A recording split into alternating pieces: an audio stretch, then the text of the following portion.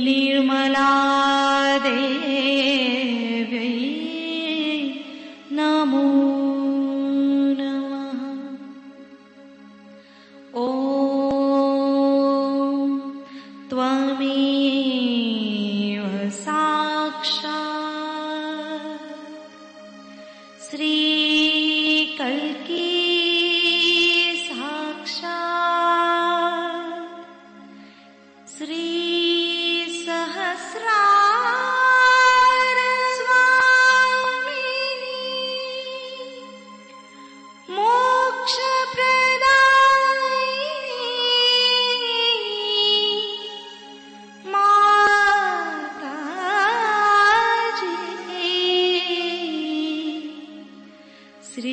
निर्मला देव्यै नमो नमः।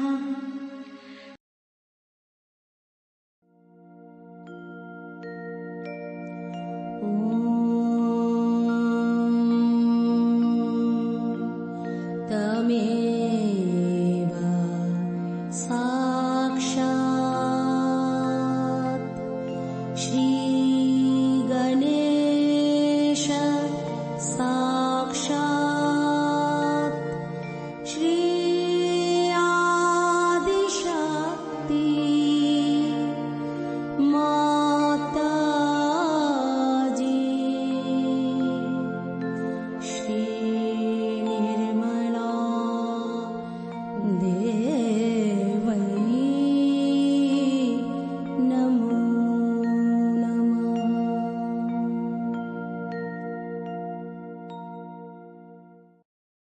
जय श्री माता जी। दोनों हाथ माँ के सामने हृदय में श्री माता जी को नमन करेंगे। परम पूजनीय श्री माता जी, हम सभी के हृदय में अपना स्थान ग्रहण कीजिए। श्री माता जी की छवि को बीचों बीच हृदय में निहारेंगे। परम पूजनीय श्री माता जी, हम सभी के हृदय में अपना स्थान ग्रहण कीजिए।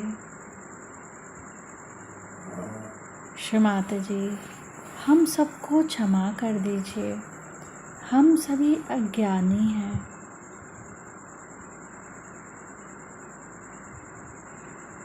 श्री माता जी, हमारे इस हृदय में श्री जगदम्बा स्वरूप में संपूर्ण शक्तियों के साथ अपने श्री चरण कमल लेकर आइए।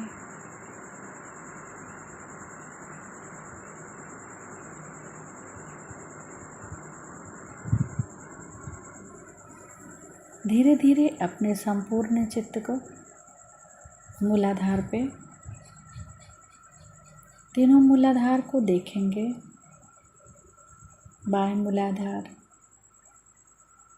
दाएं मूलाधार, सेंटर मूलाधार, तीनों मूलाधार को देखते हुए माँ से प्रार्थना, श्री माता जी कृपा करके हमारे अंदर गणेश तत्व जागृत कीजिए।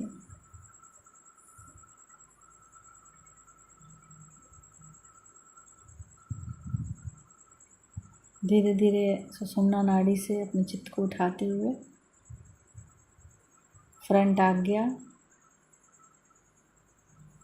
आज्ञा पे माँ से प्रार्थना, श्री माता जी मैंने सबको क्षमा कर दिया, अपने आप को भी क्षमा कर दिया। परम पूज्य श्री माता जी कृपा करके आप भी हमें क्षमा कर दीजिए।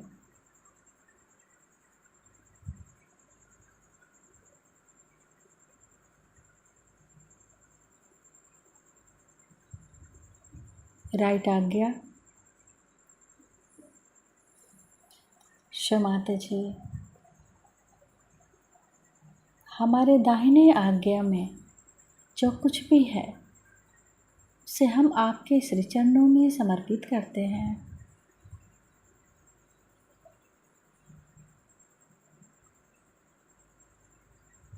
लेफ्ट आज्ञा,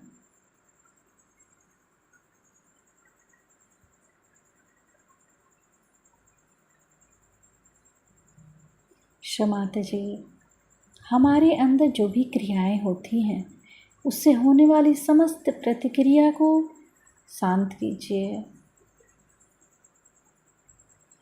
बैक आज्ञा। हे परमात्मा, आपके शान के खिलाफ जाने अनजाने में जो भी गलती होती है उसके लिए हम हृदय से क्षमा मांगते हैं। कृपा करके हमारे अपराधों को क्षमा करें। श्री महागणेश मंत्र। ओम त्वमेव साक्षात् श्री महागणेश साक्षात् श्री आदि शक्ति माताजी श्री निर्मला देव्यै नमो नमः।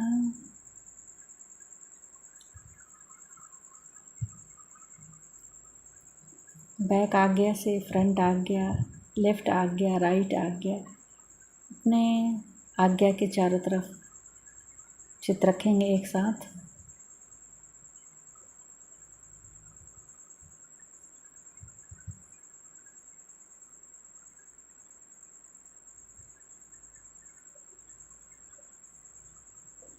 फिर अपने मूलाधार को फ्रंट आज्ञा से जोड़ेंगे, सेंटर मूलाधार को फ्रंट आज्ञा से जोड़ेंगे, मिलाएंगे।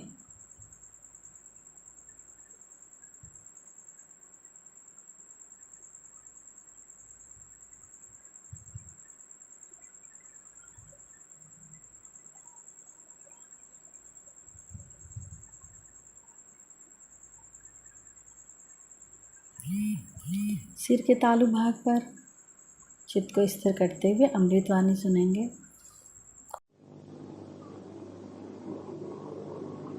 आज हम लोग शिव की पूजा करने के लिए एकत्रित हुए।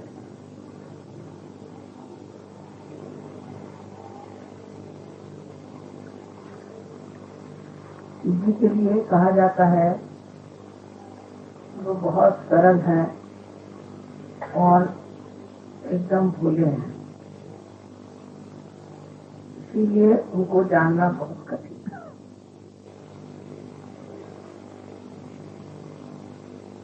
कुंडलिनी का कार्य जो है वो देवी का कार्य। देवी ही इस तरह से सृष्टि को बनाती है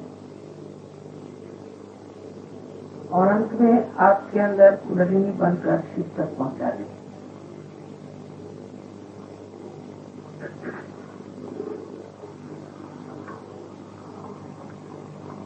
शिव का पूजन होते वक्त याद रखना चाहिए कि शिव के गुण धर्म हमारे अंदर विकसित हुए क्या है। इसलिए सबसे पहले कुंडलिनी की ही गति को समझ लेना चाहिए। जब कुंडलिनी का जागरण होता है तो सर्वप्रथम वो आपके शरीर को स्वस्थ करती है, क्योंकि शरीर का भी स्वस्थ होना जरूरी है और इसलिए आपका चित्त पहले अपने शरीर पे जाता है। शुरुआत में सब यही बताते हैं कि मुझे ये तकलीफ मिली, ये शारीरिक तकलीफ मिली, यहाँ दुखता है, मुझे ये बीमारी। या कुछ लोग शरीर से हृष्ट पुष्ट होते हैं तो वो बताते हैं कि मुझे सांसारिक क्या तकलीफ है। क्योंकि जब हम लोग जागृत अवस्था में होते हैं तो हमारा चित्त इन सब चीजों की तरफ आकर्षित रहता है और इससे हम लोग काफी तकलीफ में रहते हैं। जैसे जैसे आप सहयोग में आएंगे आप यही पाएंगे कि लोग पहले अपने शरीर की या अपने संसारिक चीजों की या मानसिक स्थिति की ही चर्चा करें।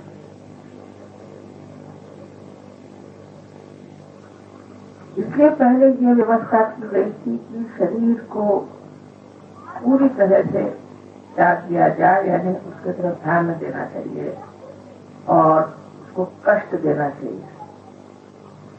अगर आप पलंग पे सोते हैं तो आप नीचे उतर के फिर तखत से, फिर तखत से आप फिर चटाई, फिर आप जमीन पे, फिर आप पत्थर पे, फिर आप दलदल में सोए।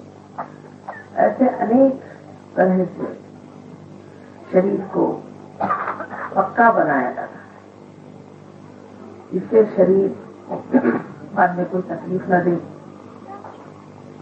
शरीर का आराम किसी भी तरह से मान्य नहीं किया जाता। जैसे अगर एक रात जागरण हो गया तो तकलीफ हुई तो फिर 7 रात जागरण, फिर तकलीफ हुई तो 24 रात जागरण। उसी प्रकार खाने पीने सर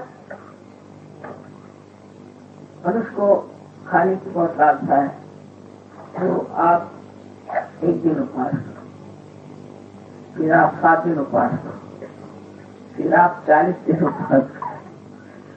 जो आपको चीज पसंद नहीं हो ऐसी चीज आप खाओ और बाकी सब चीज आप खाओ, यहाँ तक कि आप अन्न मत खाओ, सिर्फ फल मूल खाओ।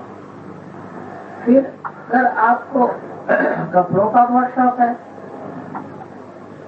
तो आप सादे कपड़े पहने, फिर आप हल्के कपड़े पहने, फिर आप हिमालय पे जाओ और वहाँ पूरे कपड़े उतार के ठंड में आप ठहराओ।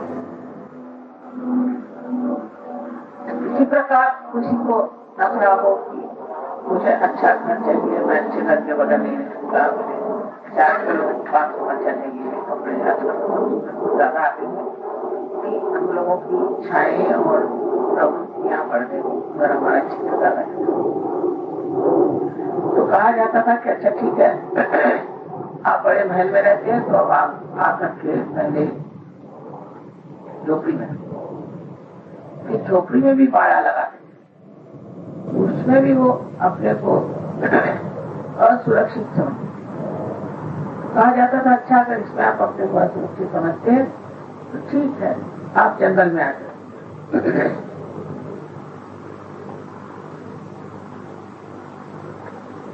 या आप किसी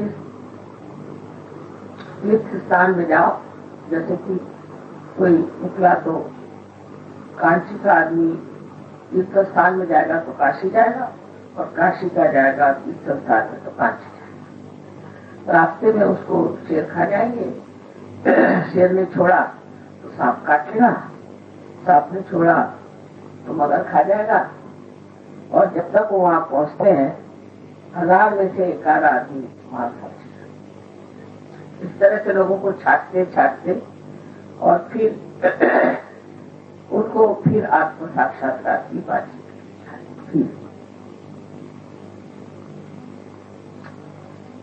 सहयोग में उल्टा हिसाब किताब किया।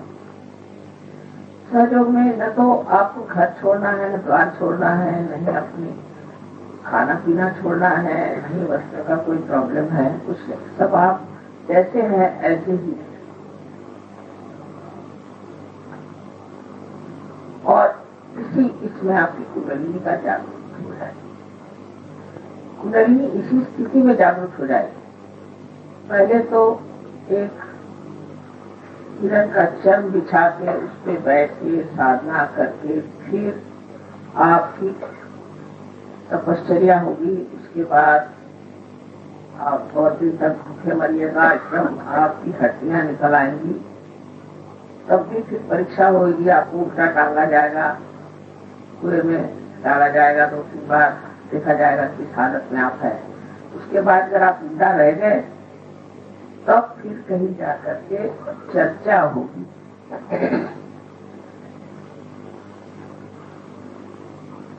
अब सहयोग में उल्टा कारवाई।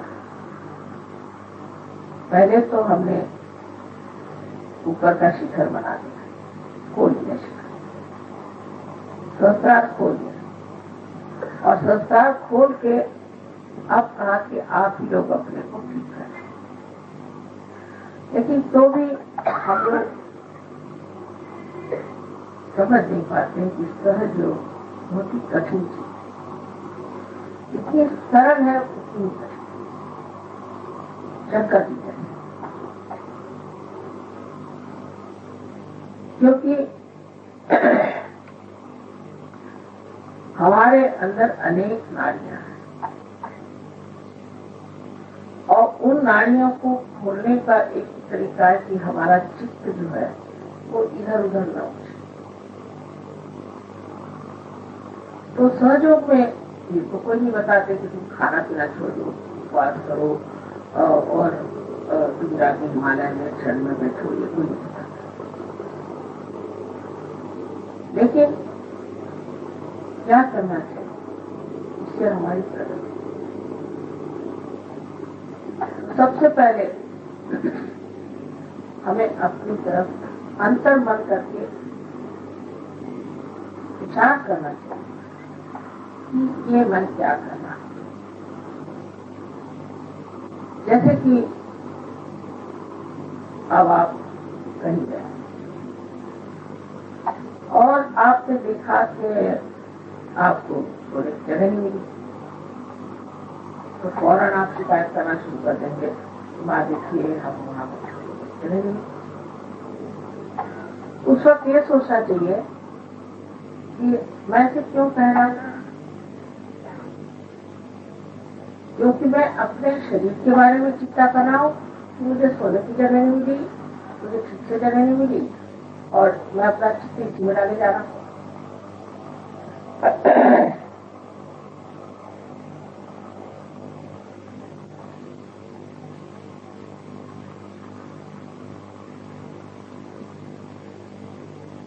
अब उस वक्त में ये सोचना चाहिए अच्छा हुआ कि मुझे जगह मिली नहीं, अब सो जैसे सोना, अपने शरीर की ओर देखे मैं सो, अब यहीं सो, नहीं सोना हुआ सहयोगी।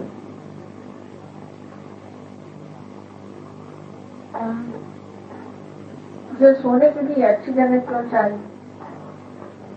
दुनिया में कितने लोग हैं रास्ते पर सो जाते हैं।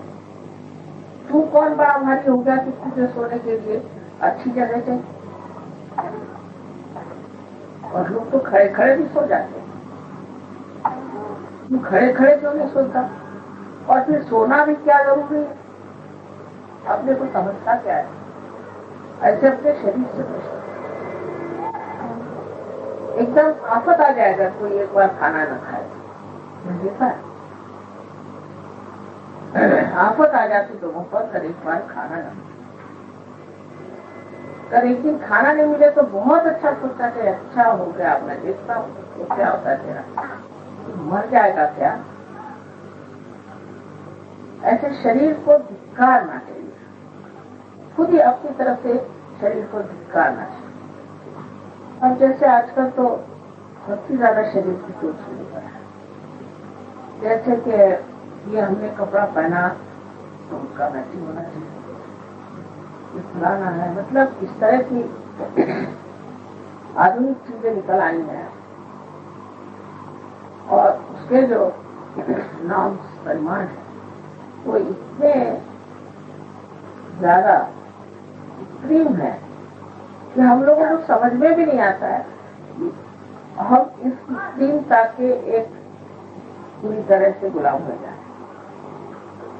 इसका मतलब ये नहीं कि आप शिक्षित हो जाए, इसका मतलब ये नहीं कि आप अजीब से कपड़े पहन सकते हैं, और इसका मतलब ये नहीं कि आप उसी हो जाए, ये मतलब नहीं। और समझ लीजिए किसी चीज को एक मैचिंग ब्लाउज मिला तो उसको तो लगता है कि वो कई काम से उसको खत्म। पहले जमाने में कोई मैचिंग पहनता ही नहीं, अब अगर उसके मैचिंग फिर वो स्वेटर नहीं मिला तो फिर तो कर कौन देखता है आपको क्या पहने न पहने।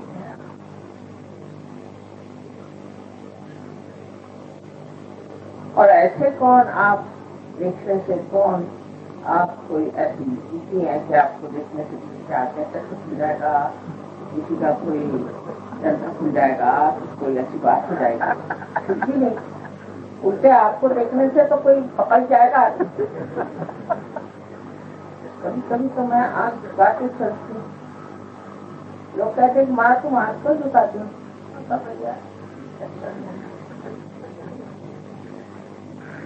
लेकिन हिम्मत ही करनी पड़ती कि भाई ये आँख है, इसको तो काम करना है और इससे काम बहुत है। लेकिन कलयुग में इतना आघात का तो कहीं नहीं हुआ। इसी प्रकार कोई एक भी चीज की हो जाए, हम जैसे विलायत में है कि आपके बाल बिल्कुल उलझे होते हैं, तो सब ऐसे बाल भाई तुम सहजो क्यों हो, तुम विशेष लोग हो, तुम ऐसे क्यों कर रहे हो? अपने को पूछना चाहिए कि मैं ऐसे क्यों करता हूँ, मैं अपने शरीर का इतना आराम क्यों देखता हूँ, मैं दुनिया के लोगों के साथ अपने को क्यों वैसे बनाना चाहता हूँ, उसी तरह से मैं क्यों रहना चाहता हूँ, मैं तो एक विशेष हूँ। और विशेष कैसे होंगे? अगर आप कहीं गए तो कमरे में सारे लोग पानी पीते, हम विशेष हैं। या कहीं भी बैठ के खाना खा लिया हाथ से, तो हम विशेष हैं।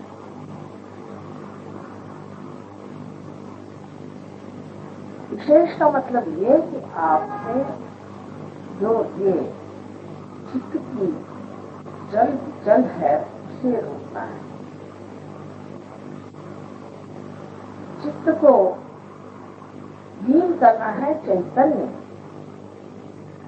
इसे सुनिए, चित्त को चैतन्य में लीन करना है। बस चित्त अगर इधर उधर उड़ा रहे तो वो चैतन्य में कैसे लीन होगा? तो पहले तो इस शरीर को, इस मन की इच्छा है, मन की भी 50 इच्छा है। आपके हृदय में जहाँ शिव जी का वास है वहाँ 4 नाड़ियां हैं। उसमें से एक नाड़ी मूलाधार तक जाती और उससे आगे न। तो लोग ये कहते हैं इसके क्या खराब है।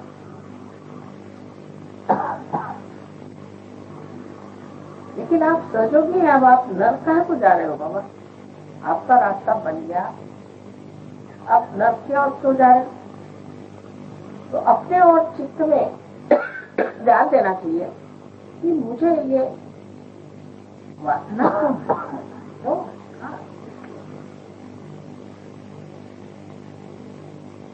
जो मुझे नर्क की ओर ले जा रहा है।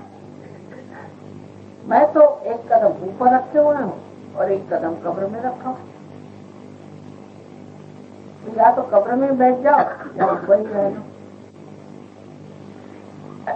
ऐसी जो लटकी हुई स्थिति है हमारे इसमें है,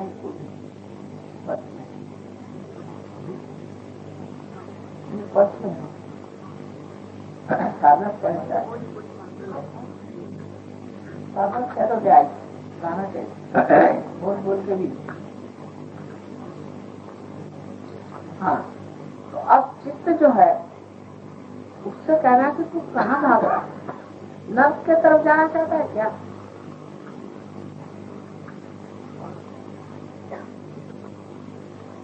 उसकी दूसरी नाड़ी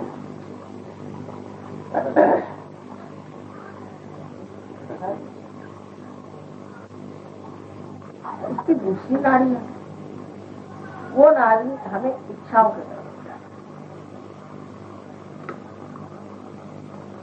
इसीलिए बुद्ध ने साफ साफ कहा था कि कोई सी भी इच्छा करना यही हमारे मृत्यु का कारण है। इसीलिए हम बुढ़े भी हो जाते हैं और इसलिए हम बीमार करते हैं, क्योंकि हमें इच्छा होती है, इच्छा हमारी बिल्कुल खत्म है। लेकिन वो खत्म नहीं,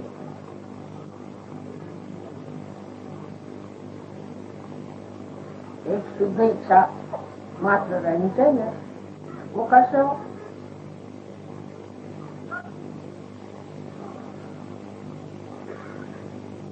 शुद्ध इच्छा इस तरह से हो सकती है कि आप सोचे मुझे इसकी इच्छा क्यों हो रही, इस इच्छा की ओर मैं क्यों दौड़ा जा रहा हूं। ऐसी मैंने अनेक इच्छाएं की, उससे मुझे क्या फायदा हुआ।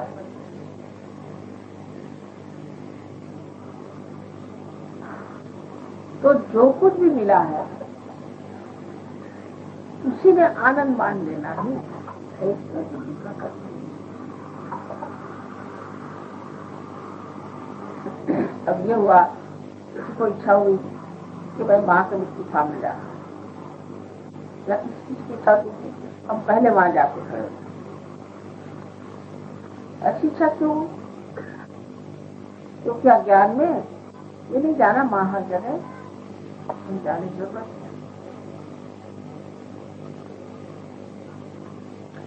तो शुद्ध इच्छा की जब आप इच्छा रखें, तो जब कुंडली चलती है तो ये जो इच्छा की गाड़ी नीचे की तरफ मुड़ी हुई है वो ऊर्ध्वगति हो जाती है, उसमें शुद्ध इच्छा बन जाती है। इच्छा मनुष्य करता है इस विचार से इससे मुझे सुख मिलेगा, आनंद मिलता मिलता। तो इस इच्छा को जो है आपको आनंद में लीन कर देना, क्योंकि शिव का तत्व है आनंद, उसका स्वभाव आनंद है। इसलिए हर एक चीज में आनंद खोलना है, तब किसी चीज की त्रुटि ही नहीं लगेगी। दोष देखना या हर एक चीज में ये ऐसा होता तो अच्छा होता, बहुत लोगों को आदत है। मैंने अब रास्ते से जा रहे तो कहेंगे कि यहाँ पर इन्होंने खूब चोरी लगा दी, कहेंगे कि यहाँ पर से खाने का ठीक से उन्होंने ये चोरी लगा, ये रास्ता ऐसे मोड़ के तो नहीं गया। अरे बाबा, आपको म्यूनसिपालिटी में है, आपको क्या करने का, जो है सो आप क्या को गड़बड़ करें। लेकिन दूसरे के बारे में हमेशा कहेंगे इसमें ऐसे करने से ठीक होगा, उसमें ऐसे करने से ठीक होगा। वो जो आप सोच भी रहे हैं वो कार्यान्वित भी नहीं होता, वो तो कार्यान्वित भी नहीं हो सकता। यही आवाज आ रही है, सबको आवाज आ रही, जोर से आवाज आ रही। हाँ नहीं आ रही आवाज, तो वो चीज कार्यान्वित भी नहीं हो सकती। आपका कोई मतलब ही नहीं है उससे। अब जैसे बहुत से लोगों में होता है सिनेमा में गए, उसमें कोई सीन दिखा रहे कि एक आदमी जा रहा है और हम वो किसी पहाड़ी से गिरने वाला है, तो लोग कह रहे हैं कहाँ जा रहे हैं, क्यों गिरता होगा, वो तो सिनेमा में जा रहा है, वो क्यों तुम्हारी बात सुन रहा है क्या। उसी तरह से हर एक चीज का ठेका लेते बैठे, और इस तरह से अपनी बुद्धि में भी पूरी तरह एक विचारों की श्रृंखला बना। लेकिन जो कुछ आप देखते हैं वो देखना मात्र, दिखना तो निरीक्षण हो जाता है, एक कटाक्ष में भी निरीक्षण हो जाता है और चित्त से आपके अंदर बन जाता है।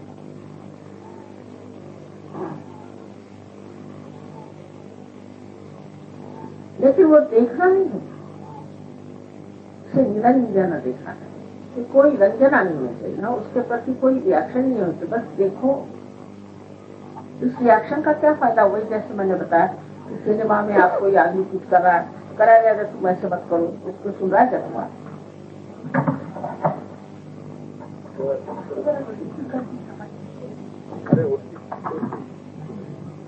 बार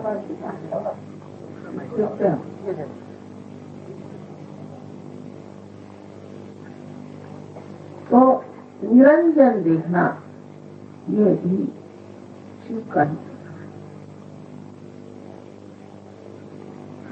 शिव के स्थान पर भी पहुंच गए और उनके मूर्ति के दर्शन भी हो गए, किंतु जब तक उनका प्रकाश हमारे अंदर नहीं आया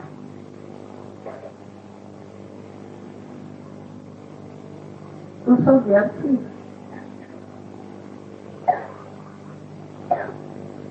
अब तीसरी नाड़ी है, उसमें प्रेम होगा। प्रेम मारे मेरा बेटा, मेरी बहन, मेरा भाई, मेरा बाप, मेरा पति, ये सब दुनिया भर की रिश्तेदारी, इसमें भी बहुत लोग उलझे रहते हैं। सहयोग में आने के बाद भी मैं सालों तक देखती हूँ, वो छुपता ही उनका वही बातें, वही बातें। जब देखो बोला तो बात नहीं, अरे बाप प्यार के मेरे भाई का ऐसा हुआ, मेरे बहन का ऐसा हुआ, तुमने फलाना ऐसा, तो दुकाना ऐसा, मेरे लड़के हैं ऐसा, क्या तो लड़की है। अब ये कहना कि ये रिश्तेदारी वृथा है, तो ये तो बात ठीक है।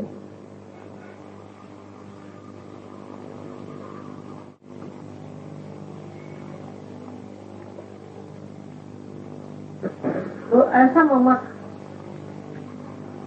के अपने बच्चों के लिए किसी को मर्डर भी कर रहे हैं, किसी को खर्च भी कर रहे हैं,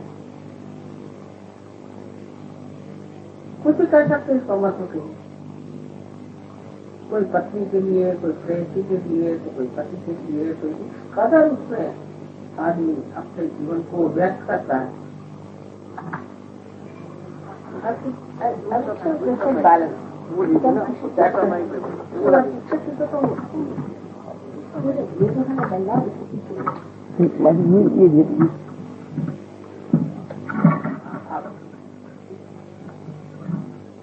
बैलेंस की बात है।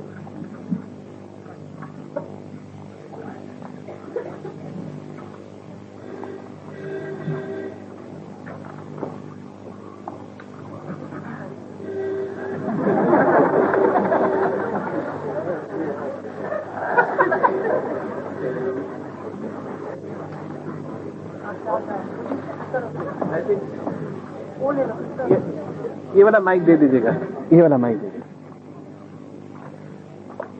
आप ठीक है।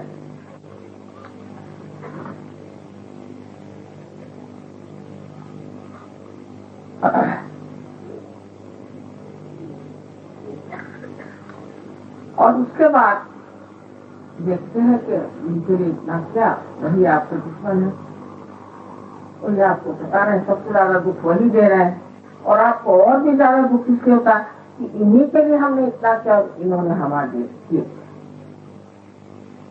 जब किसी के ऊपर जरा सा उपकार किया और उन्होंने आपको तकलीफ दी तो और भी दुख लगता है कि बाबा इसके लिए इतना करने पर इसने।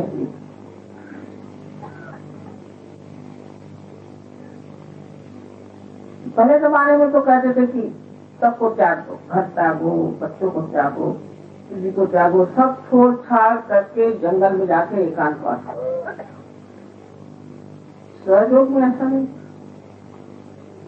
सहयोग में यह है किसी को नहीं त्यागना है, सबको अपनाना है, क्योंकि सहयोग एक व्यक्तिगत कार्य नहीं है कि आप जाके एकांत में बैठ गए और तपस्या की और बड़े ऊंचे हो गए तो क्या फायदा हुआ, आप अवधूत बन गए तो क्या फायदा हुआ। हाँ ठीक, एक ऐसा आदमी हो तो अच्छे भाषण दे सकता है, हो सकता है कि थोड़ी बहुत चैतन्य की भी वर्षा कर सकता है, पर उसे सारा संसार तो ठीक नहीं हो सकता। हमें तो सारे संसार को ठीक करना।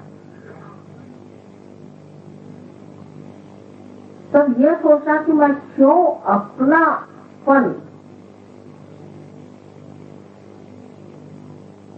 सिर्फ थोड़े ही सीमित लोगों में रखता, और उसके भी बजाय एक साथ थे वो, पहले वो मुझे बहुत अच्छे लगते। मैंने कहा क्यों? पहले उनके बाल बहुत अच्छे थे। मैंने कहा क्या बाल अच्छे लगते कि वो अच्छे?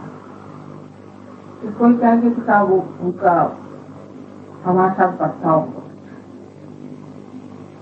कोई अगर मीठी मीठी बातें करते तो वो अच्छे लगते हैं, कोई अगर ऐसे कपड़े पहनते तो वो अच्छे लगते हैं। फिर ये हमारे दिल्ली के रहने वाले हैं, फिर दिल्ली के बाद होगा कि नहीं भाई दिल्ली में तो रहते, पर ये पुरानी दिल्ली वाले हैं और इधर। फिर ये सबली मंडी, फिर सबली मंडी में जो हमारा बैल हमने जिससे खरीदा था उससे ही बनता और भी नहीं, पता नहीं और कहाँ तक चलता है। इनका नाई और हमारा नाई की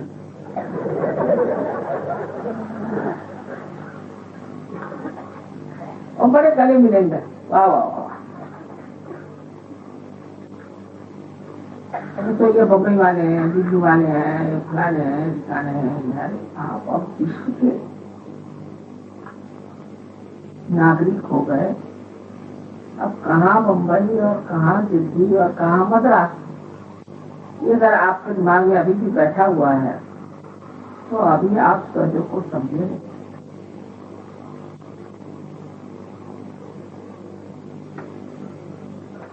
ये कब होगा?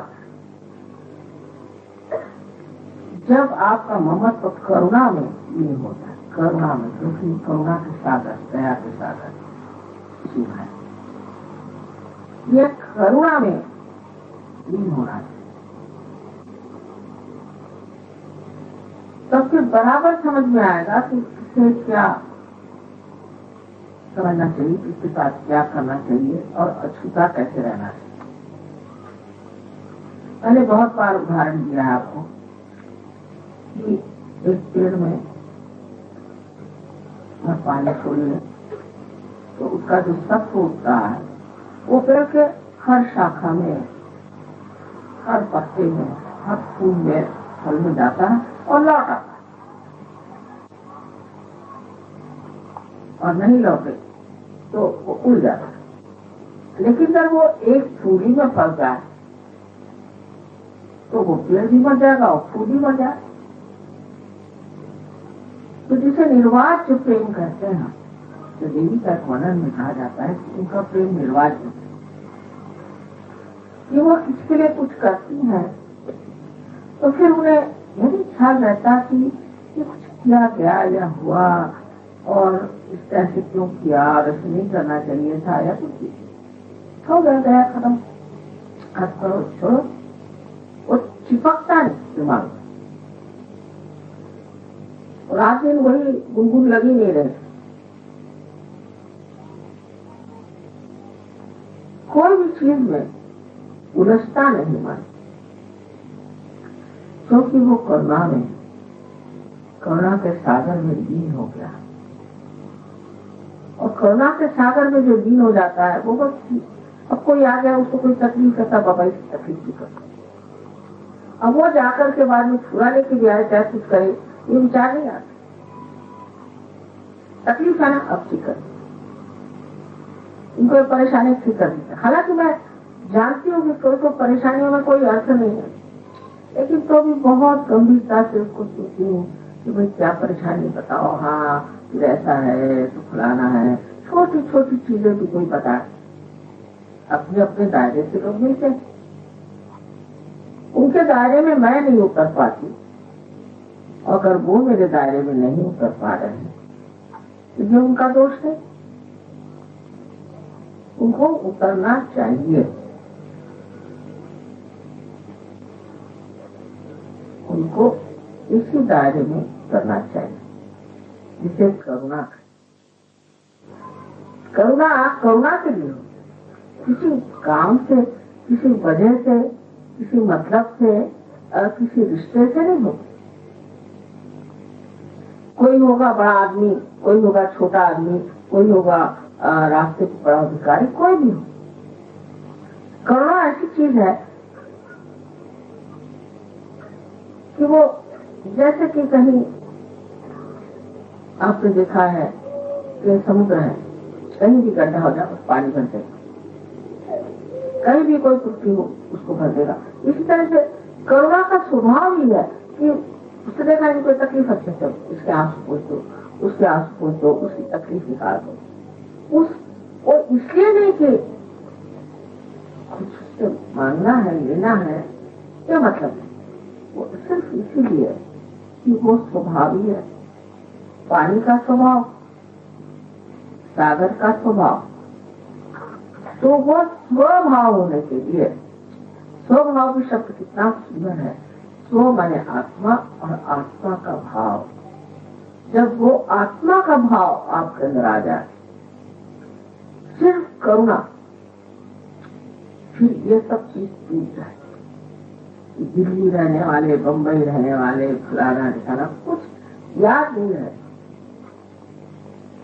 उसका महत्व नहीं रहता। और हर आदमी क्या है वो जरूर आपको याद रहेगा, ये कौन है, इनकी कौन सी तकलीफ, एकदम देखते ही याद आ जाए। नजर आपकी कहाँ गई? नजर ये कर ढूंढ रही है कि ये दिल्ली वाला कौन है और फलाना कौन है और कलकत्ते वाला कौन है। पर ये नजर आपकी ढूंढ रही है ये करुणा कहाँ बाहर चली जा रही, किसके और जा रही है, किसके और खींच रही है। पता होगा कोई दूसरा आदमी, कोई साधक, बहुत बड़ा साधक होता है, एकदम जाना के साथ,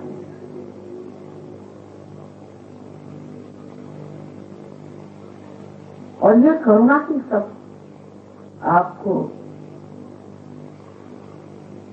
सुमति भी देती है और स्मृति भी देती है, मेमोरी देती है। क्योंकि जितनी निकटता करुणा से आती है उतनी किसी भी रिश्ते से नहीं आती। ऐसी विशेष चीज है करुणा,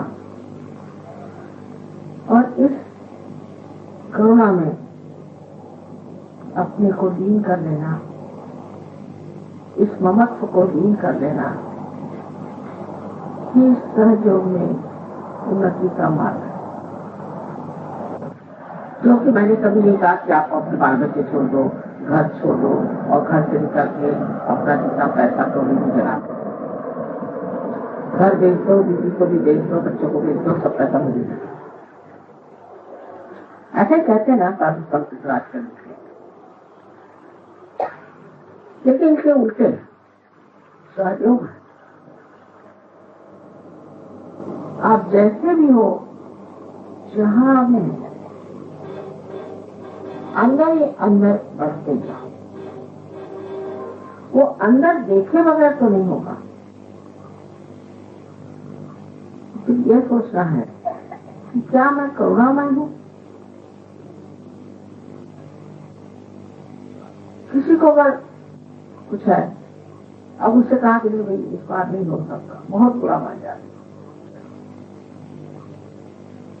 मैंने सारा ममत्व अपने बारे में, मुझे क्या मिलना है, मैं क्या पाऊंगा, मुझे क्या लाभ होगा। लेकिन ममत्व बाहर है, कौन किस दशा में कैसा भी, करुणा अपना रास्ता खुद ही ढूंढ लेती, बड़े सुंदर सा और बड़ा आनंददायी है। करुणा का पाना, उसमें बहना और करुणा में अनेक तरह के कार्य होना आनंददायी तो है, लेकिन उस आनंद में लोभ नहीं होता कि ये आनंद में बार बार पाऊं। उसकी प्रचिति में कॉन्शियसनेस नहीं होती।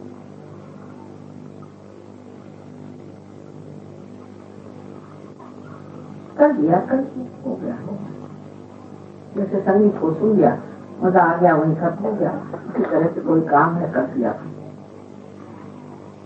लीन हो जाती। अब चौथी जो हमारे अंदर नाड़ी है, वो अत्यंत महत्वपूर्ण है हृदय में। और वो चौथी नाड़ी कुंडलिनी के जागरण से ही जागरूक होती है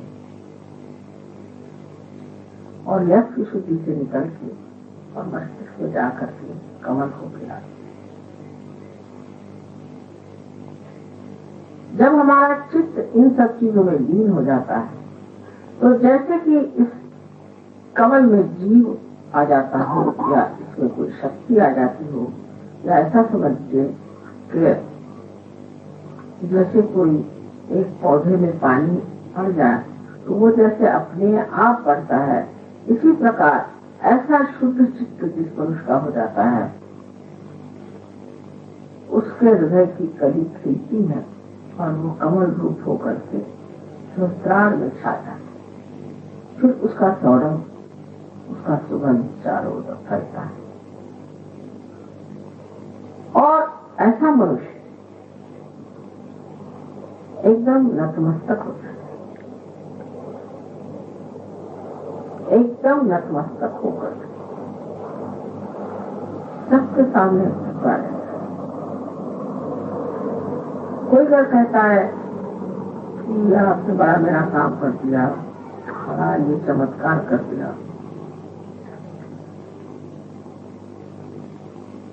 तो वो चीज छूटी नहीं।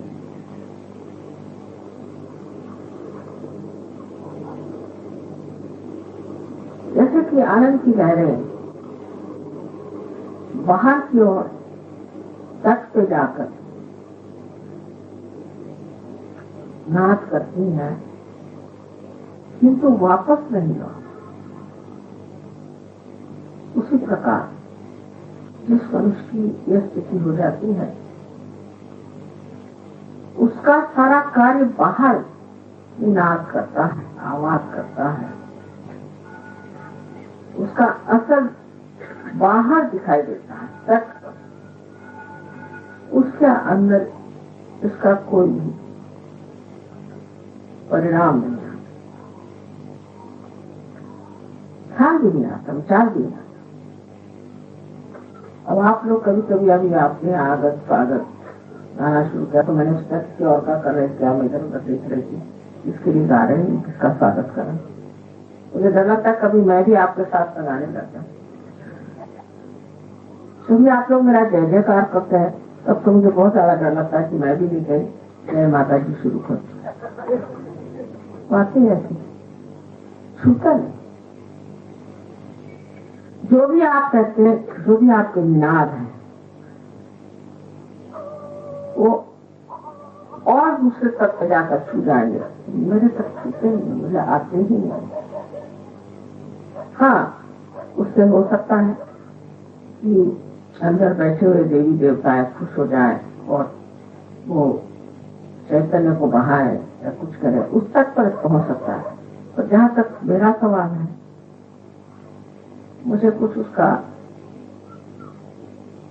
आभास भी कभी नहीं होता कि आपने भी जय जयकाता है, मैं शायद वहां हूं ही नहीं।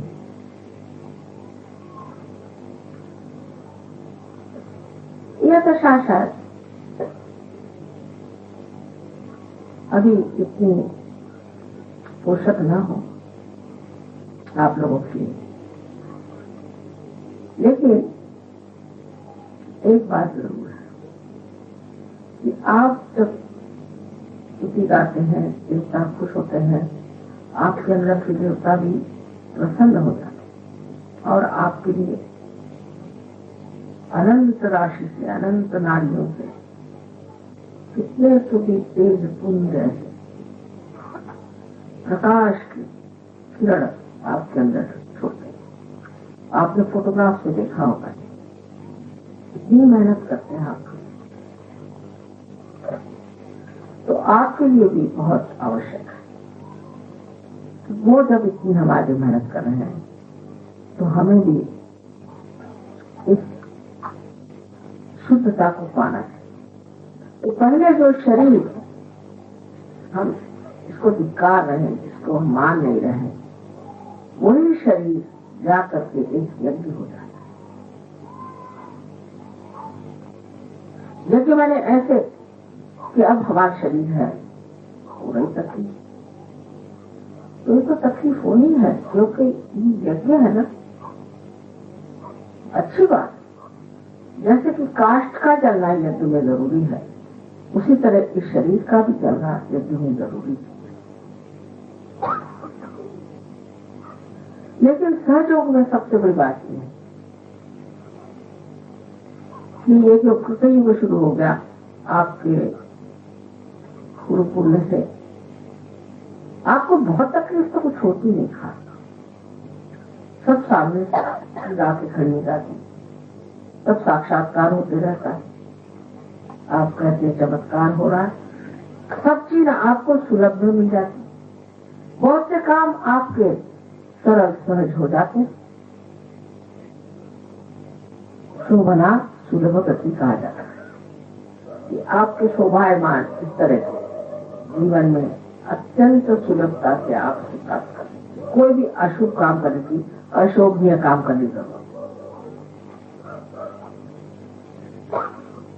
तो ये एक तरह की बड़ी सूक्ष्म माया है कि उसमें यह नहीं सोचना चाहिए ये सब सारे चमत्कार हमारे लिए इसलिए हो रहे हैं क्योंकि हम कोई बड़े भारी रजोगी हैं, लेकिन ये सोचना चाहिए कि ये चमत्कार इसलिए हो रहे हैं कि हमारे अंदर विश्वास परमात्मा के प्रति, शिव के प्रति और गरीब के प्रति दृढ़ हो रहा है, इसलिए चमत्कार हो रहा है। और इसको दृढ़ता करने का कार्य यही है कि हम अपने चित्त को शुद्ध करें, क्योंकि शिव चित्त को, उनके चित्त की शक्ति को चित्त कहते हैं। वो चित्त है, चित्त है माने कि जो चैतन्य चारों तरफ आप जानते हैं, उस चैतन्य का जो चित्त है वो शिव का प्रसाद, वो शिव का तत्व है। माने सारे संसार में उनका चित्त फैला हुआ। और जब आप कहते हैं कि चमत्कार हो गया, ये चीज घटित हो गई, तब ये जान लेना चाहिए कि ये जो चित्त है उसे हम चित्ती कहते हैं, उससे निकाल अणु रेणु हर चीज में उनका चित्त है। लेकिन चित्त का मतलब ये होता है कि वो साक्षी है, देख रहे हैं। चित्त का मतलब होता है वो साक्षी है, देख रहे हैं। और कार्यान्वित जो है वो ब्रह्म चित्त है। लेकिन जैसे कि संगीतकार जब आपने कल देखा या जब देखते हैं, वो सामने को देख करके बजाता है,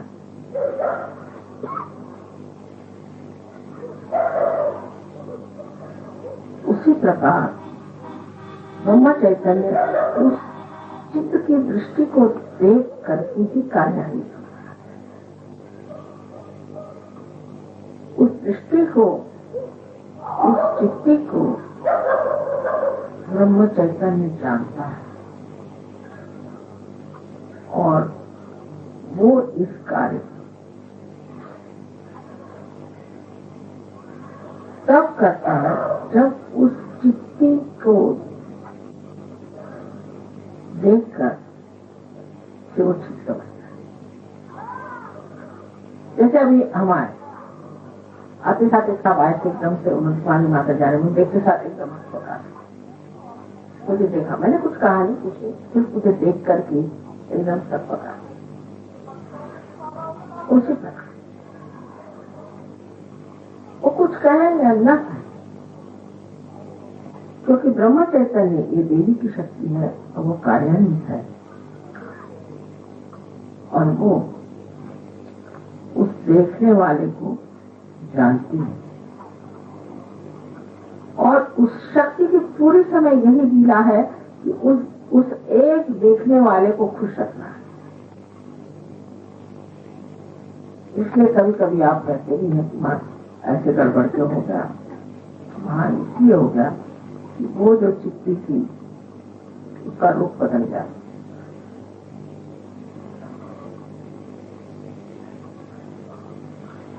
अगर आप आज शिव की पूजा कर रहे हैं तो ये मैंने जो 4 नाड़ियां बताई हैं उसकी ओर नजर करें, और जिस तरह से मैंने आपसे बताया है कि अपने को किस तरह से इन 4 चीजों में लीन कर लेना चाहिए। ये कोई बड़ी गहन बात नहीं है, लेकिन सूक्ष्म है। और फिर आप मुझे बताइएगा कि इस तरह से अंतर्मन करके जो आपने अपने साथ विचारणा की कभी या तपस्या की है या जो वार्तालाप किया है और जो अपने चित्त को शुद्ध किया है, उससे आप एकदम पाइएगा कि आप शिव के सागर में पूरी तरह से डूब, और ऐसी दशा आप सबकी हो जाए, यही मेरी एक शुद्ध इच्छा है। The lecture was quite big for all of you who are here. I'm happy that you could all come down for the Shiv Puja.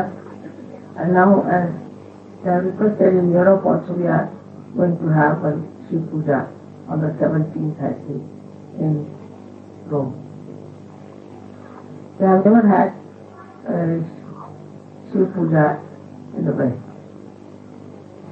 And that's why I have decided that we have to put a so it's quite a difficult thing to have Shiva Puja with such close proximity.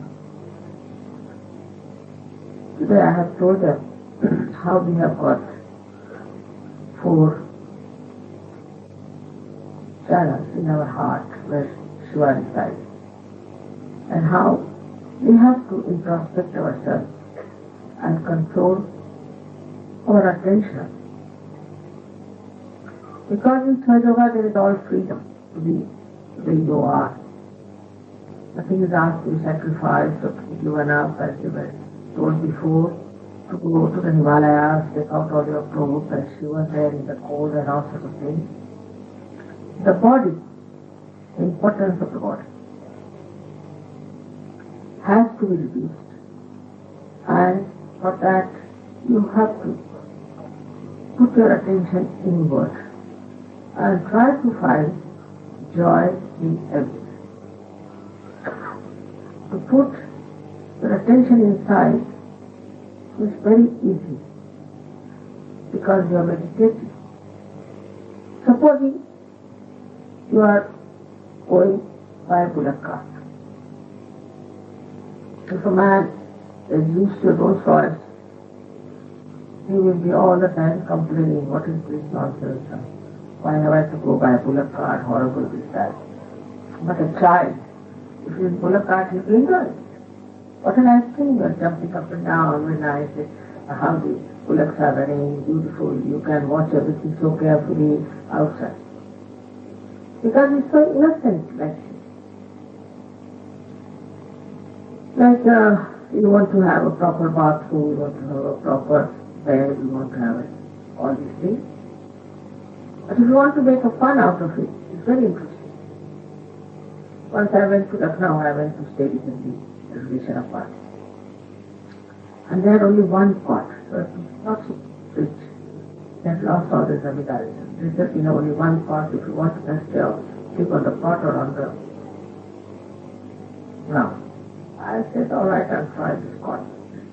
That cot was made of coir, and it was all touching the ground like that. So it's just like sleeping on the ground, but it was all like that. But in the night, I found lots of rats running over my body. So I was watching them. So the people got very much worried. They said, what is that about calling upon you and going round and round? Yes, I said, one of them is still here under my So they said, I'm too disturbed. I said, what is there to be disturbed? I'm just watching them. I've never seen so many rats together. Just enjoying them. And then they said, you are sleeping in this kind of a cot and you might get into pain tomorrow. I said, no, I'm just enjoying. This is like a nice swing here. Nice, you can move about. Very nice, very interesting. Next time when we refresh, you are surprised how I was so fresh. So all these discomforts of body and all that, and the way we are correcting everything and thinking about everything, complaining about everything, it's just a myth. Now you don't have to go to the doctor. What you have to do?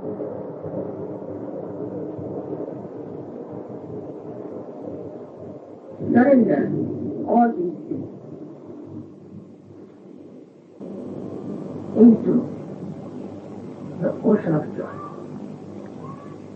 or dissolve into the ocean of joy. All these comforts. Then also the artificial norms of life that have come up, like you have to have disheveled hair, otherwise you are not in. You have to be really crazy to be in. There are many other things, stupid I think very much, that have come in vogue. People are following them because they are the norms. If you don't do that, then you think you are not alright, or others may start to know what funny man is. That doesn't mean you should be funny or you should be hippie or anything. But not to be so much worried about the norms. Like one day I saw one gentleman was extremely upset. In England, Indian gentleman. I said, what happened? Why are you so upset? He said, you know, by mistake, I used a fish knife for eating meat. So what happened? It really was finishing. I said, it's all right. You didn't trust that England, huh? It doesn't matter. If you have eaten fish knife, if you have used fish knife for this, so you must use fish knife first and use that. All nonsense. It's not so important. Then your equanimity, then your balance. So all these little things can also upset us. On the contrary, I would say, oh, really, I did eat that. It's really good. It's a good thing that I broke something, a big image of a former dinner was broken. So, it was good. Next time everybody will do that. It may start as a fashion, possibly. If you just put your attention into it, that this body is for the, not for the penance, but for the havana. It's to be used for the havana, for the yajna. And then you can tell your body nicely that now please behave yourself. Okay?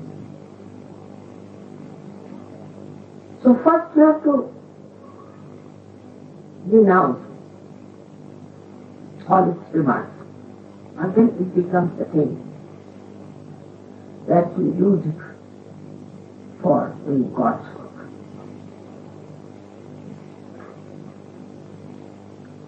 I must say, compared to Indians, Westerners are much better in this. I must. Indians want at first the best rooms, they have to fight for it. Now gradually they are coming around the church. But still, sometimes they start talking about this and about that. But that way, I don't know how, but I must say in the West, or even in Australia, people are not so much bothered about this. I remember once, we had gone to Ganpati for a long time back, and there were no arrangements for sleeping, because the MTG said not repeated. You said we'll do it next day. So many of us just went to the seashore and slept there. We thoroughly enjoyed it for 4 minutes. We really enjoyed it.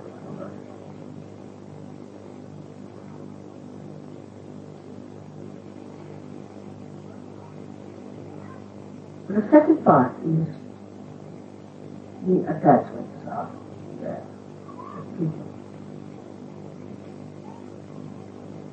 We can say first of all is the desire.